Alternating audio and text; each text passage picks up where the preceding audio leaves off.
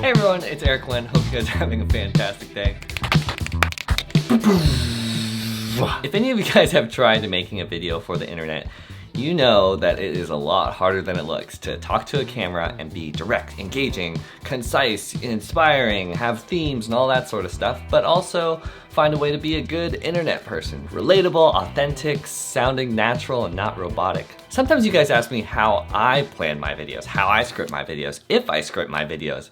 And whenever I'm asked that, it's a little tricky for me to answer because it's a mix of a lot of things and my approach has evolved a lot over time. And also right now, as I communicate to you through the camera, I have this intuition about what works and doesn't work and how I like to talk that has developed over time and isn't very easy to transfer over to you without telling a story.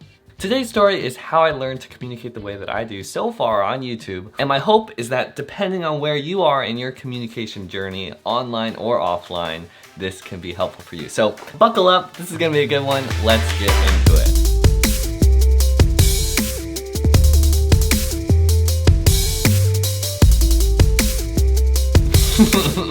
You like that? You see that? I have some tricks up my sleeve. There are a lot of other things I'm planning behind the scenes for this channel, but we've got to get back to the story. I am an introverted person who is often in his head. Before I started YouTube, I was also especially shy, mumbled a lot, didn't want to say things unless I had thought them through perfectly, and I was very uncomfortable being in front of the camera. The first phase of my learning process, it was almost like a public speaking class. I needed to learn some basic fundamental skills on how to present myself. At the time, all the videos that I made, it was a lot of showing my day, showing my life, showing very simple things. Oh, I'm cooking right now. Oh, I'm biking right now. What I was talking about wasn't that complicated, and so I got to focus on speaking techniques, how to project more, how to stand up straighter, how to use my gestures and hands and smiles more. Making that video, How to Communicate Like Cody Warner, was actually a huge turning point for me because it showed me a lot of blind spots I had with my communication. Wow, I need to use active voice more. Wow, I'm talking about all these points don't need to be in there. Or like, hey, I can use emotion and gestures to say a bunch of things without actually saying them. These lessons I learned about speaking more like a speaker, they affected me not just online, but also offline. I use a lot of those foundational tools every single day now, but I don't really think about them as much anymore. It's all intuition now. The next phase of my learning process kicked off as soon as I started wanting to talk about more and more complicated things. It became clear I was really passionate not about what was going on in my day or life, but what I was thinking about, what I was learning about, the connections I was making with my life and lessons about life. And so as my ideas or things I was sorting out got more and more complicated, I realized I can't just pull out of my back pocket a 3-sentence explanation for what's going on. I need to really think this through.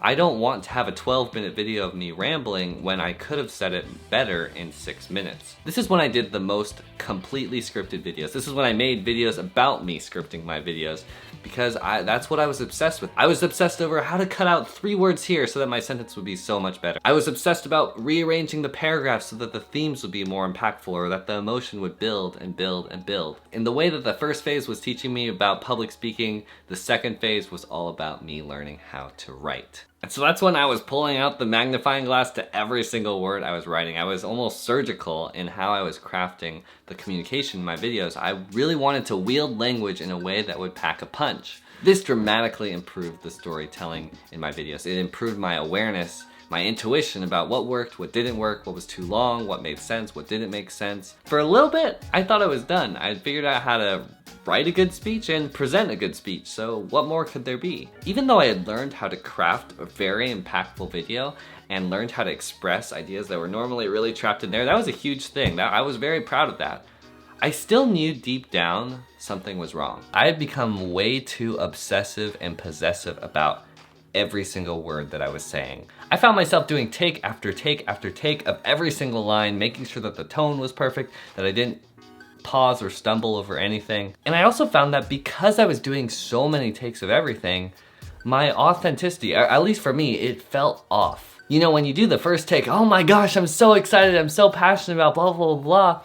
But after doing 15 to 20 takes in a row of that same line, I'm so passionate about blah, you know, are you really still passionate about it? Or are you like, oh my gosh? It started to feel more and more like acting and less authentic. And that didn't sit well with me. Luckily though, this is exactly when I went to film some videos with Cody Warner, and when I saw how good he was at just rolling with 1 or 2 takes, how good he was at accepting his pauses and mistakes, I realized I have a lot to learn. It's actually not good enough to know how to package the perfect video if it takes you forever to do so, if you're so perfectionistic and obsessive over it, and in the process you are losing your real authentic voice. The next phase of the learning process was how to find my real voice, how to be okay with my real voice. This part was way harder and way scarier than any of the things before it. This is when I did the Take 1 Vlog Challenge, where I made a video where I couldn't edit out anything and I had to stick with the first take, no retakes. This is when I started doing videos where I just sat down and talked in front of a camera without any flashy B-roll to cover up things. I was terrified that when I peeled back the mask and I showed myself with mistakes, with imperfections, making mistakes, pausing, losing track of what I was saying, and not being able to hide behind B-roll, that I would be too boring, that I would be disqualified as an impactful and engaging speaker. Every single time I put myself out there in a vulnerable or exposed place, I was floored by your support and encouragement. You guys expressing loudly how you saw me and how that was opposite from how I saw myself. I never realized how for years and years and years I'd been so insecure about my communication, how unconfident I was in my own natural voice. That period of time was a fundamental, that's not an exaggeration, it was a fundamental change, not just for this channel, but for me. You guys showed me how I was still impactful and confident and valuable even when I was raw and unedited and was making mistakes. And so that brings me to now. Now that I've learned how to present and project and speak like a speaker, and structure and craft and write things like a writer, and accept myself like a self-accepting person, the next hurdle is how to balance all 3 of those things and also upload on time. If any of you guys are in this stage of making videos consistently and you've done it for a while, you know it's really hard to create consistently long-term while still caring about what you're saying, while still having the quality that you want without having a system to support it. This year that has been the main battle, and I've tried all sorts of things. Voice memos, outlines, doing practice takes on my phone beforehand. I've set up certain locations so that it's easier for me to just turn on the lights, sit down, and film. And while all those things were helpful, and I did add them to my toolkit, they weren't consistently helpful. For some videos, they were the best solution ever, and for other videos, they weren't. The real game changer was juggling multiple ideas at the same time instead of 1 to 2.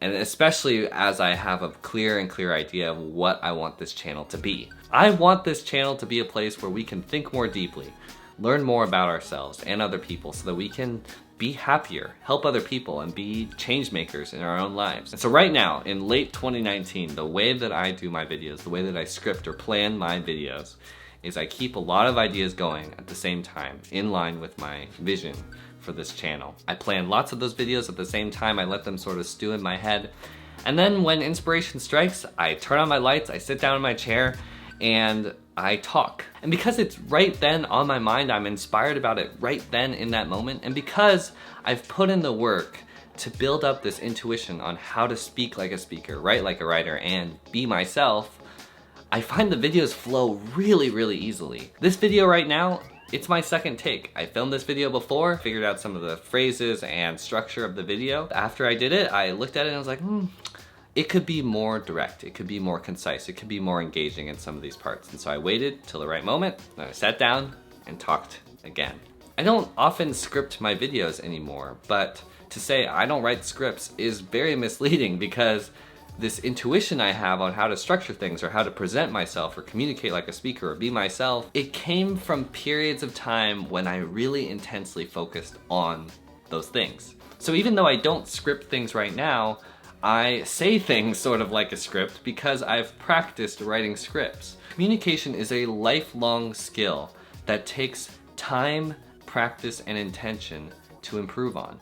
There are no shortcuts, and I hope that you could also see from my story that the process never ends. At the end of every single phase, there was the opportunity for me to say, I've figured it out, I'm done. But as you can see, by having a growth mindset, looking for new ways that I could improve, it took me so much further, and I'm so excited to see what comes next. All that being said, if I could leave you with one thing, it would be that this is not about making the perfect video. Big picture, don't focus on that.